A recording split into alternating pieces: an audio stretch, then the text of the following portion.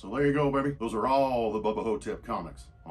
That's right, when it comes to the Bubba Ho-Tep franchise, there are 9 comics across 2 different comic book series. The first comic book series is called Bubba Ho-Tep and the Cosmic Bloodsuckers. This series technically takes place before he switched bodies with his imposter, as shown in the film. The story starts in the early 70s when Elvis is getting older and fatter. Meanwhile, the Nixon administration discover that there's a whole race of beings that have been infiltrating our plane of existence for many, many years now. However, they've just been invisible to the naked eye. They discover this when a woman from one of their covert experiments, who's happened to have surgery on her eyes, happens to see what looks like a vampire in an old Elvis movie. Turns out this is just one example of the breach that these beings from another existence have managed to accomplish in our past. The idea for this story is very Lovecraftian, dealing with thin spots between ours and other, more dangerous dimensions where creatures can come through. Such is the case with the titular cosmic vampires and their quote-unquote Big Mama leader. The story also ends up bringing in other government experiments on humans to give them mental powers by way of numerous psychedelic drugs being given to them. Nixon reaches out to Colonel Tom Parker for help, and the Colonel gets Elvis on the case. Elvis then assembles a team in order to stop an imminent cosmic apocalypse while juggling a new friendship that might just turn into something more. The second comic book series is simply called Army of Darkness Bubba Ho-Tep from Dynamite and IDW in 2019.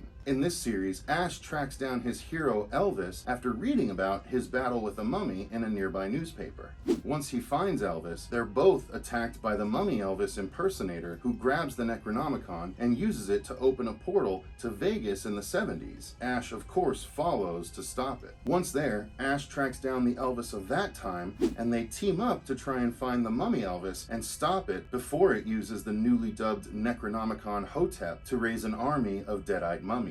Ash travels with Elvis on his private jet, but during the flight they discover the mummy Elvis stowed away, and so it attacks, and quickly turns the pilot. After a battle on the jet, the plane crashes into Graceland, and Ash and Elvis must have a final battle with the deadite mummy Elvis and its ever-growing army. But will they survive? So that's it. That's all the comics associated with the Bubba Ho-Tep franchise, and quite frankly, these series are made all the better because it's very easy to imagine Bruce Campbell's voice delivering all the dialogue for Bubba Ho-Tep, and in the second series case, both Elvis and Ash. So if you haven't seen the movie, first of all, definitely check out Bubba Ho-Tep, and if you enjoy it, these series are definitely worth your time and worth your money. Thanks for watching, I hope you guys liked it, and stay tuned for more horror icons in comic book form coming soon.